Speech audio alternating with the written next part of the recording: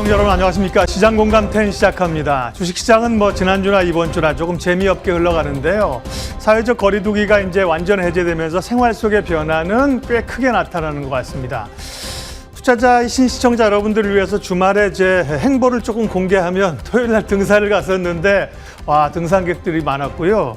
지방에를 좀 갈 일이 있었는데 2시간 반 거리를 4시간을 운전했습니다. 그리고 일요일에는 고수 붙일 나갔는데 주차를 못했습니다. 그만큼 저만 그럴지 모르겠지만 여기저기서 북적북적하는 소리가 납니다. 그래서 이제 우리가 어디에 돈을 쓸 것인가 고민을 좀 해봐야 될 것 같아요. 리오프닝주가 물론 많이 오르긴 했지만 저의 예를 들자면 등산복, 자동차 사기 어렵다, 고수부지에서 편의점 이런 생각들 뭐를 좀 소비가 더 할 것인가 리오프닝에 대한 고민은 계속 가져도 될 것 같아요. 네. 주가 확인하겠습니다. 월요일인데요. 코스피는 낙폭을 조금 상당히 좁혀오네요. 1포인트로 좁혀왔고요. 코스닥은 오히려 조금 늘어지면서 밑으로 하락하면서 코스피와 코스닥의 편차가 좀 나는 그런 모양새입니다. 이번 한 주도 대체적으로는 횡보 장세 예측하고 있는데요. 전략들 세울 거고요. 또 종목 이야기 다양하게 하도록 하겠습니다. 첫 코너 종목 이야기 잠금 해제 시작하겠습니다.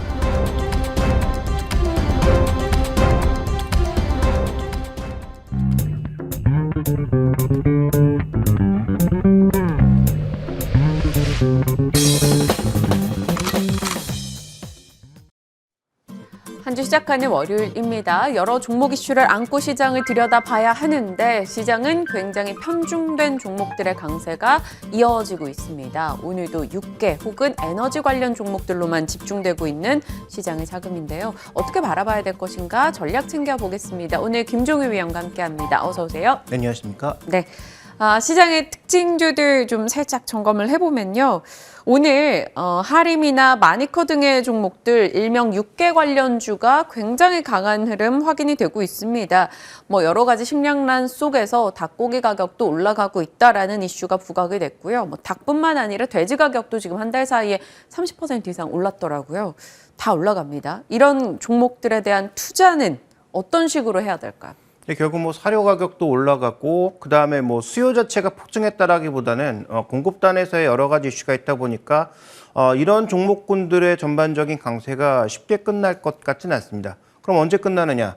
지수가 아예 레벨업을 하거나 아니면 지수가 아예 레벨 다운하는 그런 시기가 되어야 이런 종목군들도 확실하게 이제 상승세를 좀 접을 것 같은데 그 시기를 알 수 없다는 거죠. 네. 이게 4월 말이면 그런 상황이 나타날지 아니면 FOMC를 기점으로 그런 상황이 나타날지 정확하게 알 수 없다. 다만 중요한 것은 지금 구간에서 이렇게 지수가 특정 구간에서 계속 횡보, 박스를 보이고 그다음에 지수의 방향성이 없을 이럴 때는 이런 종목군들이 계속 매일 올라가는 건 아니겠지만 그 안에서의 순환이 계속 나타날 수밖에 없다는 것이죠. 그래서 우리가 최근에 이런 종목군들의 상승이 굉장히 조금 지루해 보이고, 그러니까 주가는 탄력적으로 움직이지만 계속 이들 종목만 움직이니까 매일 분석하는 입장에서는 약간 좀 물리고, 맞아요. 그다음에 이런 종목군들이 계속 분석해야 되는 언제까지 올라갈 수 있을까라는 얘기를 계속하지만 현재 시장이 박스권 안에 머물고 이 종목 장세의 상황 속에서는 쉽게 또 밀리지도 않을 것이다 이런 생각을 해봐야 될 것 같습니다. 그래서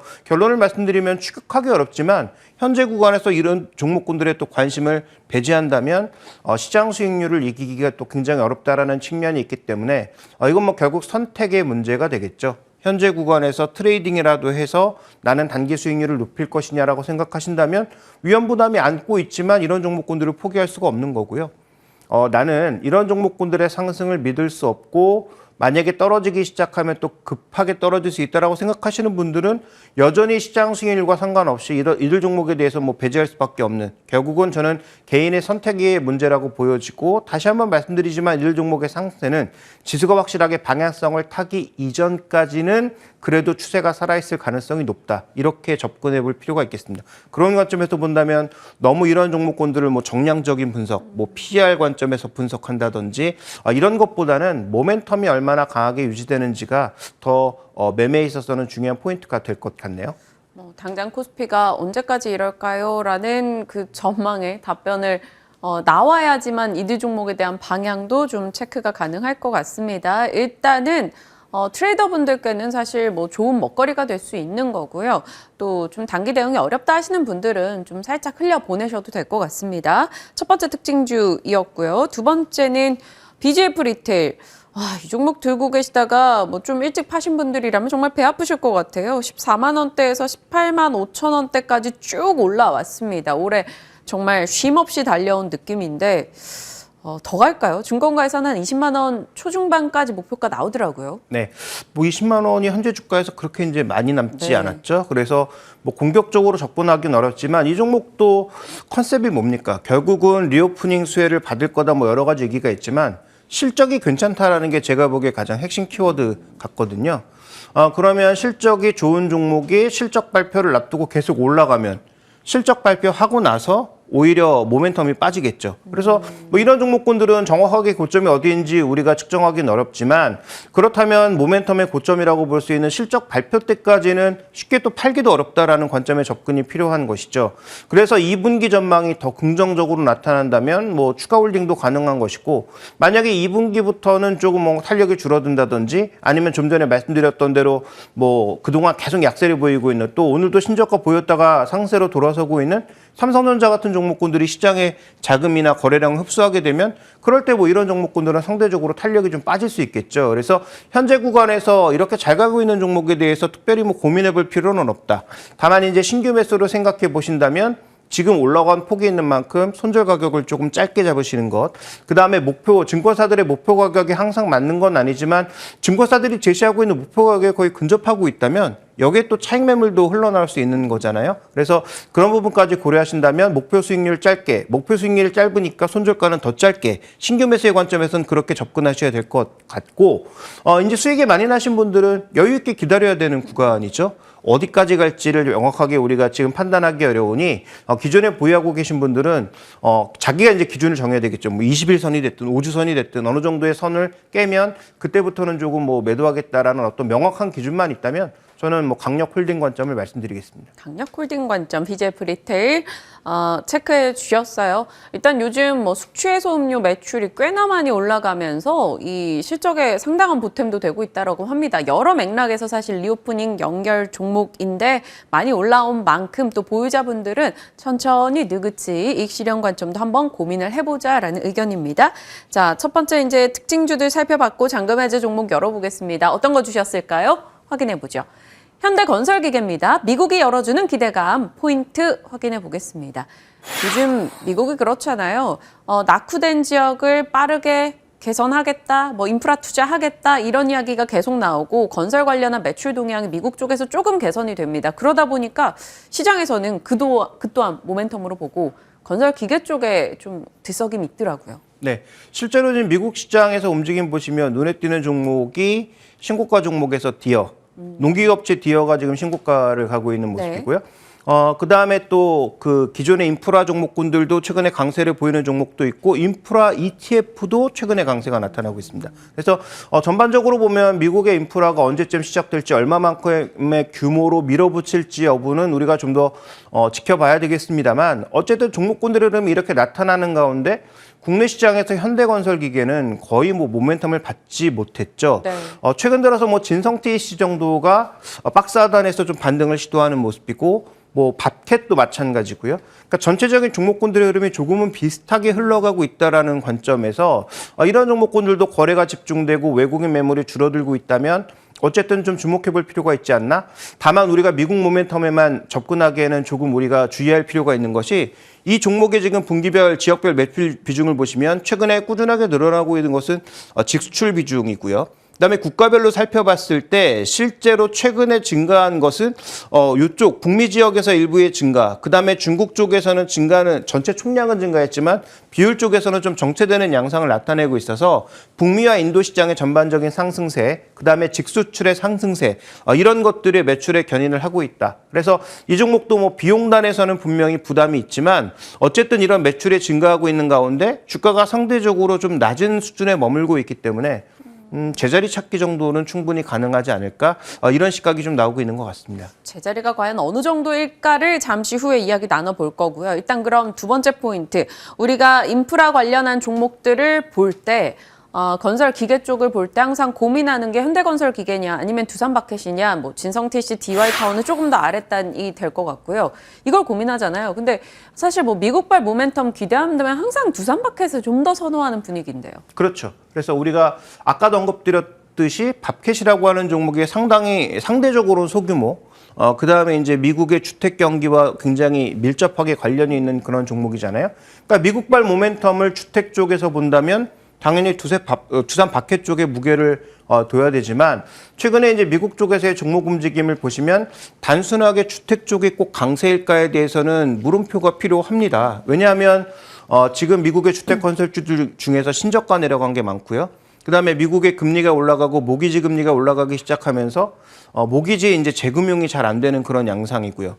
미국 주택 시장도 미국의 금융 정책이 바뀔 경우에는 상대적으로 좀 정체에 빠질 수도 있다는 그런 시각도 있거든요. 네. 물론 여전히 계속 갈 거다라는 시각도 있지만 이런 여러 가지 시각도 존재하는 만큼 지금 미국 정책만 기대하고 미국 모멘텀은 두산바켓이다라는 결론을 내리고 두산바켓으로 가는 것도 하나의 전략이 되겠지만 제가 보기에는 지금 해당 업종 내에서 가장 재무적인 부담도 조금 적으면서 어느 정도의 모멘텀도 있고 상대적으로 저평가받고 있는 현대건설 기계를 살펴보는 건 어떨까. 왜냐하면 지금 중국도 봉쇄 때문에 여러 가지 악재들이 겹쳐지고 있는 상황입니다만 봉쇄를 계속 가져갈 수는 없는 거 아니겠어요? 그것도 경제 수도라고 할 수 있는 상하이, 그다음에 뭐 선전, 뭐 광저우 이런 지역 쪽의 경제 봉쇄가 일정 부분 코로나를 잡을 때까지는 이어질 수 있다고 하더라도 이걸 뭐 2달, 3달 이렇게 가져갈 수는 없는 양상이잖아요. 뭐 상하이 현재 아시는 그 사람이 있는 경우에는 뭐 연락해 보시면 아시겠지만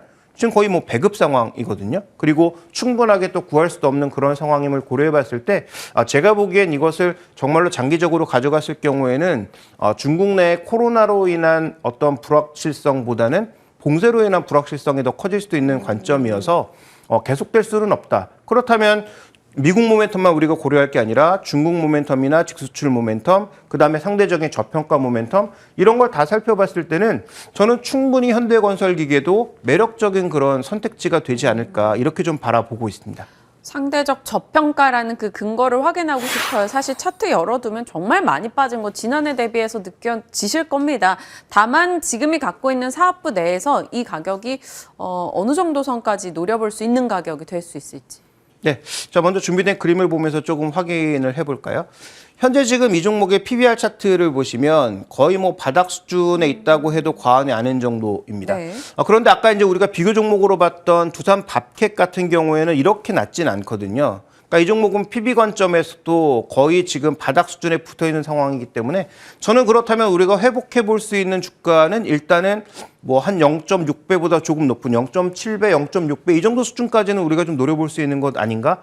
왜냐하면 이 종목이 뭐 그렇다고 해서 급성장하거나 아니면 성장 모멘텀을 받아서 쭉 치고 나갈 수 있는 그런 종목은 아니니까 뭐 시장 PBR 수준이라고 볼 수 있는 뭐 한 배 수준 이렇게까지 가기는 어렵겠죠.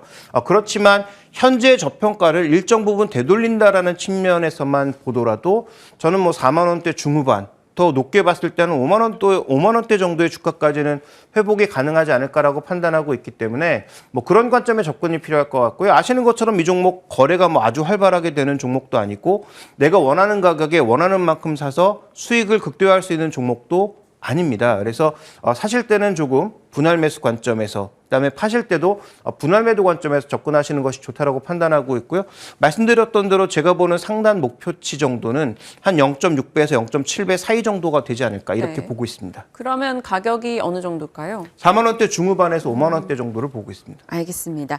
현대건설기계 살펴주셨습니다. 정말 많이 밀려나 있던 이 종목의 앞으로의 흐름 한번 지켜볼 거고요. 다음 종목이요. 지금 말씀 주신 이 종목과는 정말 사뭇 다른 흐름을 보인 종목이에요. 세아제강은 정말 가파르게 올라왔는데 시동거는 제자리 찾기 이게 어느 쪽에 의미일지 궁금합니다. 넘겨보시죠. 첫 번째 포인트 확인해보면 원재료 가격. 세아제강 유정용 강관에 대한 기대감이 있고 이렇게 많이 올랐음에도 증권가에서는 더 오를 거야라고 목표가를 올리고 있는 상황이거든요. 이거 어떻게 보세요? 네, 뭐 기억하실지 모르겠지만 1월 27일 날 바로 동일한 내용과 동일한 종목을 가지고 말씀을 드렸죠. 일단 지금 US 스틸의 최근 주가, 그다음에 미국에서 신고가를 보이고 있는 누코의 주가를 보시면 미국에서 최근에 철강 수요가 증가하고 있다는 것을 다시 한번 우리가 확인해 볼 수가 있고요. 그래서 원재료 가격 상승에도 불구하고 전반적으로 지금 공급단에서의 부담보다는 수요단이 증가할 것이라는 기대가 나타나면서 미국 시장의 전반적인 상승의 기대감을 현재 세아제강처럼 미국에 직수출하고 있는 기업이 녹여내고 있다라고 봐야 될 것 같습니다. 그래서 1월 27일 날 뭐 호재가 나오면서 그날 주가 급등했었죠. 한 12% 급등했었는데 결국은 거의 보합에 갖다 놨거든요. 네. 그래서 그걸 보면서 이런 역시 철강주는 안 되는구나라고 생각하셨던 분들은, 그때 이제 이탈하셨던 분들은 지금의 이런 상승을 결국 놓칠 수밖에 없었던 것이죠. 근데 미국의 이 철강주들이 강세를 보이고 미국 쪽에 최근에 인프라에 관심에 방점이 찍히는 것은 유종용 관광뿐만이 아니라 결국은 우리가 이 러시아 침략 전쟁을 보면서 또 하나 생각했던 것은 결국은 뭐 풍력이라든지 이런 쪽으로 갈 수밖에 없겠구나. 그런데 이런 산업을 하는 데 있어서 기본적으로 후유관이나 관광 수요는 계속 증가할 수밖에 없다라는 것을 방증하는 것이고요. 또 뭐 LNG용 관광이라든지 이런 것들이 추가적으로 증가할 수밖에 없다라고 믿고 있는 것이죠. 네. 실제로 그렇게 갈지는 좀 더 지켜봐야 됩니다. 그렇지만 어쨌든 주가라고 하는 게 먼저 그런 기대감을 선반영하는 측면이 분명히 있으니까 아마도 이제 그런 관점에서의 접근이 지금 시장에서 나타나고 있다라고 봐야 될 것 같고, 그렇다면 이 세아제강의 움직임도 결국 미국향이 저는 좀 더 강하다라고 보고 있기 때문에 미국의 대표 종목군들의 주가 움직임과 맥락을 좀 같이 하지 않을까 이렇게 바라보고 있습니다. 네.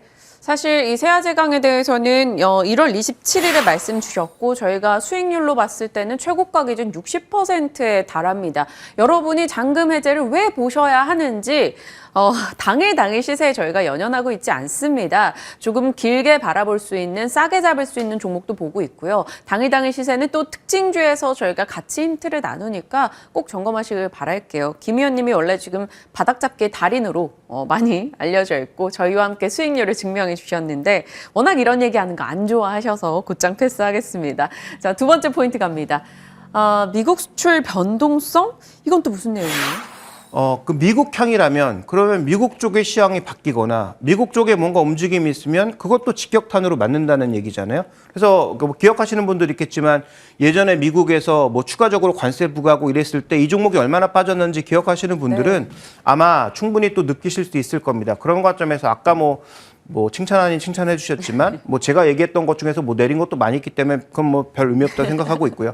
다만 이제 중요한 것은 이 종목이 미국 쪽에서 뭔가 또 변동성이 나오면 지금은 어쨌든 가격이 따라서 올라가고 있는 추세란 말이죠. 미국용 라인 파이프 내수 가격이라든지 그다음에 한국산 수입 가격이 전반적으로 올라가고 있는 추세이기 때문에 긍정적인데, 이와 관련돼서 갑자기 또 미국의 철강업계가 강력하게 미국 의회나 정부에다가 압력을 넣어서 또 한국산이나 뭐 중국산 수입 제한하자 뭐 이런 얘기 나오면 언제든지 변동성 탈 수 있는 부분이니까 이 종목이 강점만 갖고 있는 건 아니라는 거죠. 이런 정책적 이슈 하나에 주가가 10% 정도 빠지는 건 또 일도 아닙니다. 그래서 현재 구간에서 우리가 주목해 봐야 되는 것은 어쨌든 좋은 흐름을 타고 왔고 현재까지 좋은 흐름이 이어지고 있는 것은 맞지만 그 좋은 점이 주가가 많이 오를 때마다 충분히 약점으로 바뀔 수 있다는 것도 분명히 염두에 두고 갈 필요가 있다. 그래서 이 이슈가 언제 나올지는 아무도 모르죠. 뭐 저도 모르고 이건 뭐 며느리도 모르고 아무도 모르지만 어쨌든 핵심 포인트는 현재 구간에서 이러한 변동성, 정책적인 변동성이 있을 수 있다라는 부분은 반드시 한번 짚고 넘어가고 싶습니다. 그렇다면 말씀 주셨고 이미 그 사이에 엄청난 급등이 나온 이 상황에서 이 세아제강에 대한 밸류 평가해 봐야 될 것 같아요. 왠지 윗단으로의 여력이 뭐 언제까지일지는 모르겠습니다만 얼마 남지 않았나? 이렇게 생각할 수도 있잖아요. 네, 현재 지금 PB 차트를 보면 역대 최고 수준으로 가고 있고요. PE 관점에서 보면 뭐 아직까지는 굉장히 여유가 많이 남아있는 것처럼 보입니다. 그래서 우리가 PE 관점으로 볼 거냐, PB 관점으로 볼 거냐 판단을 해야 되는데 이거 사이클 산업이잖아요. 그러니까 사이클 따라서 이익의 전체적인 규모가 굉장히 달라집니다. 그러니까 호황일 때는 이익이 확 늘어나기도 하지만 불황일 때는 또 이익이 레벨이 확 줄어들거든요.